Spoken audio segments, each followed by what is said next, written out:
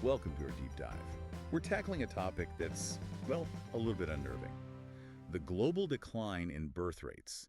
You sent over some fascinating research and articles on this. I have to admit, the ideas of taxpayer collapse and ghost cities, those really caught my eye. Yeah, it is a paradox, isn't it? I mean, we just hit 8 billion people globally last year, but yet so many countries are struggling with declining populations. Yeah, exactly. And it's not playing out the same way everywhere, Yeah. right? Yeah. You included that article on South Korea where the birth rate is it's shockingly low.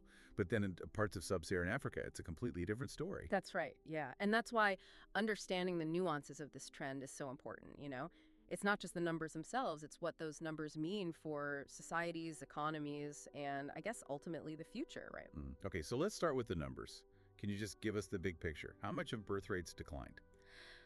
Well, if you go back to 1960, the global average was 4.7 children per woman. Today it's 2.3. So that's more than a 50% drop. And to really understand the impact of that, we have to talk about the replacement rate. Oh, right. The replacement rate, the magic number for a stable population, right? One of the articles said it's 2.1 children per woman. Exactly. It means each couple needs to have a little more than 2 children just to replace themselves and keep the population stable. So anything below that and the population starts to shrink. Exactly. And here's the concerning part. 2/3 of the world population right now lives in countries where the birth rate is below that 2.1 replacement level. 2/3. Wow. Okay, so that's the total picture. Yeah. I'm kind of curious to dive into some specific examples. Reading that piece on South Korea, it almost felt dystopian, the situation there. It's pretty stark. South Korea, they actually have the lowest fertility rate in the world. It's just 0.8 children per woman. And there are a number of things that contribute to that, Yeah. including this intense pressure to succeed academically and professionally. The cost of raising children is just incredibly high, and even just changing social norms around marriage and family are contributing to this. Yeah, and it was so interesting to see those visuals in the video. The couple that chose to just lavish their affection and resources on their Pomeranian child instead of even considering having actual human children. Yeah, that highlights a broader cultural trend, right? We see it in a lot of developed nations, a shift in priorities where individual fulfillment and personal goals are taking precedence over the more traditional family structures. Yeah, which brings us to another example from the materials you sent, Japan. They've been dealing with a declining population for years now. For years, it's led to some pretty big challenges. They're seeing economic stagnation, labor shortages, and even what they're calling ghost cities, entire towns that are slowly being abandoned as the population shrinks. It really makes you think about the ripple effects. It's not just fewer babies being born, right? It's about what that means for societies and economies, maybe even on a global scale. Absolutely. And it forces us to ask some really tough questions, about how we structure our societies, how we support an aging population. It's about what kind of future we're building. Let's get into some of those questions. What are the biggest drivers of this global decline? It can't just be one thing. No, definitely not. It's a mix of things, right? You've got economic pressures, social transformations, and evolving cultural values. All those things play a part. So on the economic side, the rising cost of living seem to be a major factor.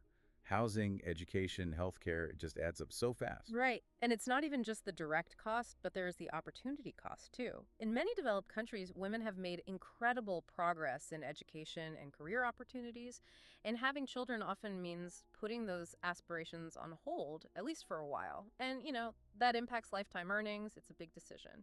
Yeah, and that kind of ties into the social changes too, right? Gender roles are evolving, and the whole one parent staying home with the kids while the other works just doesn't fit for a lot of families anymore. Right. And we see this shift away from the traditional nuclear family, towards more diverse family structures. And for a lot of people, the choice to have children it's being delayed, sometimes indefinitely, as they pursue their own goals, their careers, maybe travel. Like the whole definition of adulthood is changing. And then you layer on top of that those cultural shifts, like this emphasis on personal freedom and individual achievement. Having kids can sometimes feel like it limits those things. Yeah, it's a valid point. Children do require a big investment, right? Time, energy, resources.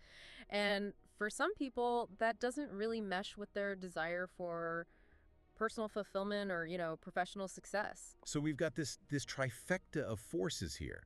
Economic pressure, social changes, and cultural shifts all coming together to create this decline in birth rates. It's fascinating, but it's also, I don't know, it's a bit daunting to think about the implications. It's definitely daunting, but it also presents an opportunity, right? To rethink some of our assumptions about how societies work and explore new ways of building a sustainable future. And speaking of a sustainable future, let's talk about the potential pros and cons of a world with fewer people. I mean, on the one hand, it seems like it could be good for the planet, right? Less strain on resources, maybe? There's definitely an argument for that. A smaller population would mean a reduced ecological footprint, less pressure on those natural resources, and maybe a slower pace of climate change, even. It could also create some opportunities to plan cities differently, more sustainably, and focus on things like renewable energy. But then there's the flip side, right? Hmm. I remember reading about concerns of economic stagnation and labor shortages. Yeah, that's a real concern. A shrinking workforce can slow down economic growth, which makes it harder to fund things like social programs and government services. And, it can put a strain on industries that need that influx of young workers. Which brings us to that kind of alarming idea of a taxpayer collapse. Yeah. It was in that Malcolm Collins video you sent. And honestly, it's a little scary. It's a provocative idea. Basically, it argues that as the ratio of workers to retirees changes, with fewer young people entering the workforce and paying taxes, the burden on those still working to support a larger elderly population, it just becomes unsustainable. It's like a demographic time bomb almost, with the potential to undermine our social safety nets, even government programs. That's one potential scenario, yes, and one that a lot of governments are already grappling with. It really highlights the need for creative solutions. Maybe that's adjusting retirement ages, maybe encouraging more immigration, or even rethinking how we structure our whole economy and social systems. It's a lot to process. But before we get too deep into solutions, what are some of the other downsides of declining birth rates? Well, one of the biggest ones is the impact on innovation, that kind of dynamism. You see, a shrinking population can actually lead to a society that's more risk averse. Fewer young entrepreneurs, a slower pace of technological advancement. It can create challenges for industries that rely on fresh ideas and new perspectives. It's like this society is losing its energy a little bit. It's a valid concern. And then you have the potential social and psychological impacts, too. Some experts think a world with fewer children could lead to more loneliness and isolation, especially among older generations. Yeah, those are some pretty big potential downsides. It really shows how complex this issue is. It goes way beyond just the numbers, doesn't it? Exactly. It raises a really fundamental question, and I'd like you to consider this. Knowing what we know about declining birth rates and all these implications, how can we adapt individually and collectively to build a resilient and thriving future? Wow, that's a big question. And I don't think they're easy answers. But I'm starting to see some potential solutions from the materials you share. Things like rethinking how we approach work and retirement, embracing new technologies, and, building more inclusive and supportive communities. Those are some promising paths to explore, and actually, we're going to dive into those more in the next part of our deep dive. Yeah, it's easy to get caught up in those doom and gloom scenarios, right? But we got to remember that these demographic trends, as powerful as they are, they're not destiny. Yeah, I was starting to feel like we were heading straight for a demographic cliff there, but I like the way you put that, not destiny. So what can we do? How can we adapt and maybe even turn some of these challenges into opportunities? Well, one area where I think there's a lot of room for innovation is how we think about work and retirement. You know, that traditional three-stage life: education, work, retire. That might have to change into something that's a little more fluid, a little multifaceted. You mean like people working longer, maybe transitioning into different roles as they get older instead of just stopping at 65? Exactly. And retirement itself could be, less about just leisure and more about finding new ways to contribute, to stay engaged. Think of all the potential for older workers to mentor the younger generation, share their expertise, their experience, keep learning and growing. It's almost like a whole new way of thinking, reimagining how we structure our lives, our communities. And technology could play a big role in that too, right? Huge role. Advancements in automation and AI, they can help us address those labor shortages, boost productivity. Robots could assist with things like elder care, handle those repetitive tasks, free up human workers for, more creative and fulfilling roles. Oh, there was that part in one of the videos about Japan, how they're investing a ton in robotics to deal with their shrinking workforce. It's true what they say, necessity really is the mother of invention. Often is. And it's not just robots. Think about online learning platforms, how they can provide education that's accessible and affordable, throughout a person's life. Or telehealth services, connecting people in rural areas with healthcare.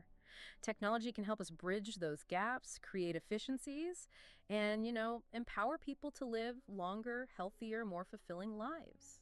It's actually kind of exciting to think about the possibilities. Maybe this is our chance to build a world that's not just economically resilient, but also, I don't know, more equitable, more fulfilling for everyone. Yeah, exactly. And it might force us to redefine our idea of community, of support systems. Yeah. As those traditional family structures evolve, we may need to figure out new ways to care for our aging population, create a sense of belonging across generations. One of the articles mentioned co-housing, where people from different generations live together, share resources. That's a fascinating idea, almost like a modern version of the extended family. It is, yeah. And there are other models popping up too, like villages where older adults can get those support services, social activities right in their own neighborhoods. It's about making communities that are inclusive and supportive, where people can age in place and keep their independence and dignity. Sounds like we're talking about a pretty big shift in how we think about aging and relationships between generations. We are, and it's not just about adapting to the numbers, right? It's about creating a society that values people of all ages, recognizes the contributions of older adults, and, allows them to stay active and engaged. It's a great vision. Right. But there are obviously some big hurdles, right? Like we talked about earlier, the strain on those social safety nets. Right. As that ratio of workers to retirees changes, it gets harder and harder to fund things like Social Security, healthcare. Those were designed for a different demographic reality. And that's where the whole idea of a taxpayer collapse comes in. Right. That fear of a shrinking workforce leading to left tax revenue and making it tough to fund these programs that we rely on. It's a valid concern, and it shows how important proactive planning and reform are. We can't just assume the systems of the past are going to work in the future. We need to find new models for funding social programs, for providing health care, and just, making sure everyone has the support they need no matter their age. So what are some of the options? How do we actually prepare for this demographic shift in a way that makes sure everyone has a decent quality of life? There's no easy answers here. And any solution's probably going to be a mix of different approaches. One option is adjusting retirement ages, right? People are living longer, healthier lives. So isn't that, I don't know, a touchy subject politically? If people work hard and they look forward to retiring. It's definitely a sensitive topic, yeah. But it's a conversation we have to have. We have to find that balance between individual aspirations for retirement and the need to keep our social systems going. And it doesn't have to be a one-size-fits-all thing. We could have phased retirement, right? Yeah. Allowing people to slowly reduce their hours while still contributing their skills and experience. Yeah, that sounds a little easier to swallow than just telling everyone, hey, you got to work longer. Exactly. It's about finding those creative solutions that work for everyone, individuals and society as a whole. What about immigration? Hmm. Could that help with some of these challenges? I mean, filling those gaps in the workforce? It's definitely one tool we have, yeah. Encouraging immigration, especially of skilled workers, could help with those labor shortages, and it can boost economic growth too. But we can't forget, immigration is a complex issue. It has social and cultural implications. We have to think carefully about those. It always feels like immigration gets turned into a political football, Mhm. It's hard to have a real honest conversation about it. You're right. It often gets oversimplified, right? Right. Either it's the solution to all our problems, or it's this threat to our national identity. The reality is, it's much more nuanced. Immigration can bring a lot of good things, economically and culturally, but it takes careful planning and management to make sure it benefits everyone, both newcomers and the people who are already here. It sounds like tackling these demographic challenges is as much about politics as it is about policy. You got it. To deal with these complicated issues, we need to understand how demographics, economics, politics, even culture all interact, right? And we need to be willing to have those open and honest conversations, even when they get uncomfortable. It's like trying to solve one of those multi-sided puzzles. Hmm. It shows how important it is to have an informed and engaged population who can be a part of these conversations. And that's exactly why we're having this deep dive. It's about giving you, the listener, the knowledge and understanding to be a part of these discussions, these debates. I think we tend to focus on the negative side of all this, but there's a potential upside here too, right? Maybe this demographic shift is a chance to build a better world, one that's more sustainable, more equitable, more fulfilling, I think there's a lot of truth to that. We have this opportunity to rethink our priorities, invest in people, create a world that values, well-being over endless growth. It's definitely a challenge, but it's also a chance to make some really positive changes. It makes you wonder, what will the world look like in 100 years? Yeah. If we can manage this transition successfully. What do you think? That's a great question. And it's actually one we're going to explore more in the last part of our deep dive. Yeah, 100 years from now, it's pretty mind-blowing to think about what the world might look like. We've talked about the downsides, but I'm actually curious about the possibilities. Yeah. What kind of future could we build if we use these demographic shifts to our advantage? Well, just imagine a world where living a long time is just normal. People are healthy and living fulfilling lives well into their 80s, 90s, maybe even longer. It's not even science fiction anymore. We're already seeing those trends with all the advances in medicine and nutrition and just how people choose to live. It would definitely challenge our ideas about getting older. Retirement, as we know it, might not even exist. That's right. Instead of just stopping work at a certain age, people might have multiple careers over their long lives, pursue different interests, contribute their experience in new ways. It's that multi-stage life we were talking about, but taken to a whole other level. Exactly. And lifelong learning, that could be the new normal. Imagine people constantly learning new things, updating their skills to keep up with a world that's always changing. Work and leisure, they might even blend together as people find, purpose and fulfillment in what they do every day. It would be a huge change from that work till you drop mentality that's so common now. It could lead to a more balanced, more sustainable way of life, Think about cities that are designed for people of all ages. Green spaces, accessible transportation, a focus on community and connection instead of just individual ambition. It sounds like a future where age isn't a limit. It's like a source of wisdom and experience. Yeah, I think that's a future worth working towards. But we have to be realistic about the challenges that come with big changes like that. We need to fix economic inequality, make sure everyone has access to the resources and opportunities that come with a longer life. Yeah, it's those ethical questions that really make me think, how do we make sure everyone benefits from living longer? Not just the wealthy. That's such an important question. We need to ensure that everyone has access to good health care, to technology, regardless of their income or social status. And we have to create systems that support people throughout their lives, not just when they're, young and working. It's a big challenge, but it's really exciting to think about the potential for positive change. After this deep dive, I'm actually feeling a lot more optimistic than I was at the beginning. That's great. It's not about ignoring the hard parts. It's about facing them with a sense of possibility, and a willingness to think differently. I think we've covered a lot today.